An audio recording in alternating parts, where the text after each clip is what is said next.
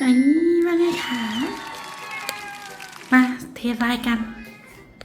เททรายกันมาไหมโอเคแป๊บนึงเราได้ล้างเรียบร้อยแล้วนะทุกคนใช่ไหมเนอะล้างทรายเรียบร้อยแล้วเดี๋ยวมาเททรายกันเลยนะคะ